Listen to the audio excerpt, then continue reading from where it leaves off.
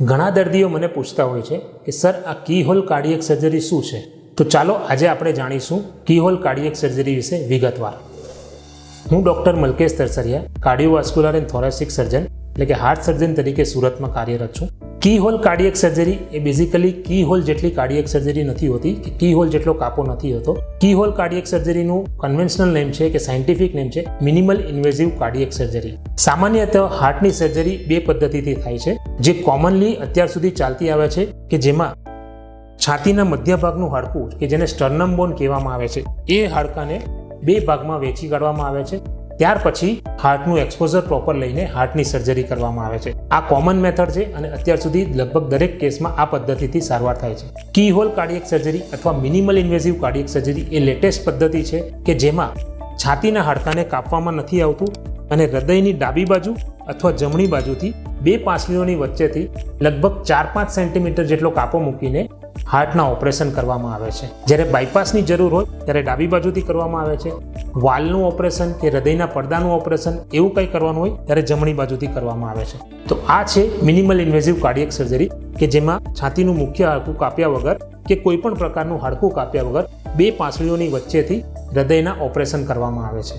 તો આ ઓપરેશન કયા દર્દીઓમાં અને કયા રોગમાં શક્ય થઈ શકે? સામાન્યતઃ દરેક બાયપાસ સર્જરી અથવા તો વાલ્વના ઓપરેશન અથવા તો હૃદયના પડદાના કાણાના ઓપરેશનમાં આ પદ્ધતિ અપનાવી શકાય. પણ કયા દર્દીઓમાં આ પદ્ધતિ ના અપનાવી શકાય? બહુ જ ઓબેસ દર્દી હોય કે જે મેદસ્વી હોય, ફેટનું પ્રમાણ વધારે હોય, તો એવા દર્દીઓમાં આ તકલીફ આપી શકે છે. કેમ કે ફેટ વધારે હોવાને કારણે જ્યારે આપણે 4-5 સેન્ટીમીટરનો કાપો મૂકીને જતા હોય ત્યારે એક્સપોઝર કે અંદર જવાનો જે વ્યૂ છે, સર્જન વ્યૂ, એ એકદમ ઓછો હોય છે અને ઘણીવાર આ ઓપરેશન મેદસ્વીપણું ધરાવતા દર્દીઓમાં અથવા તો ઓબેસ દર્દીઓમાં તકલીફ આપી શકે છે. બીજા કયા દર્દીઓમાં આ ઓપરેશન નહીં થઈ શકે? કે જેમને હૃદયની કાર્ય કરવાની ક્ષમતા એકદમ ઓછી હોય, હૃદય એકદમ નબળું પડી ગયું હોય, એકદમ ક્રિટિકલ બ્લોકેજ હોય કે જેના ઓપરેશન દરમિયાન ઇમરજન્સી સિચ્યુએશન થવાની શક્યતા રહી શકે છે. તો આવા દર્દીઓમાં આ પદ્ધતિથી ઓપરેશન કરવું તકલીફ આપી શકે છે.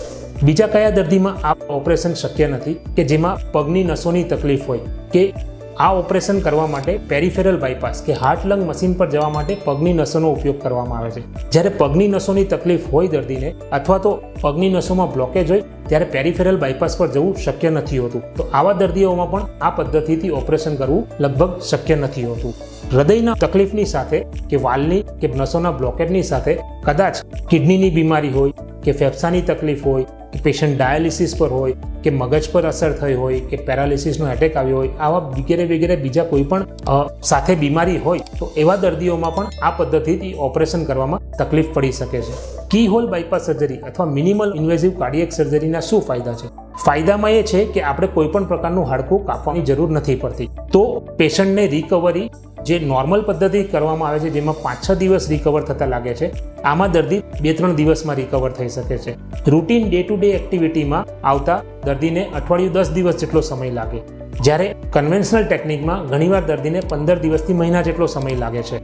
બીજું, જ્યારે કન્વેન્શનલ ટેકનિકથી હાડકું કાપીને એટલે કે સ્ટર્નમ બોન કટ કરીને ઓપરેશન કરવામાં આવે છે ત્યારે કોઈક દર્દીમાં બ્લીડિંગનું રિસ્ક વધી શકે છે અને લોહી વધુ પડતું વહી જવાની શક્યતાઓ રહી શકે છે, જેની શક્યતાઓ 1-2% હોય છે. જ્યારે મિનિમલ ઇન્વેઝિવ કાર્ડિયક સર્જરીમાં કોઈ હાડકું કાપવામાં નથી આવતું, જેથી બ્લીડિંગનું રિસ્ક નહીવત જેવું હોય છે. ઘણીવાર આટલા મોટા કાપાની સાથે ડાયાબિટીક દર્દીઓમાં થોડા ઘણા પ્રમાણમાં 1-2% ચાન્સીસ રહે છે કે ઇન્ફેક્શન લાગવાની શક્યતાઓ રહી શકે છે. જ્યારે કાપો મોટો હોય ત્યારે આ શક્યતાઓ વધી શકે છે. પણ જ્યારે મિનિમલ ઇન્વેઝિવથી 4-5 સેન્ટીમીટરનો સાઈડ પર કાપો પાડવામાં આવે છે અને કોઈ હાડકું કે બોન કટ કરવામાં નથી આવતું ત્યારે ઇન્ફેક્શનના ચાન્સીસ પણ એકદમ નહીવત હોય છે.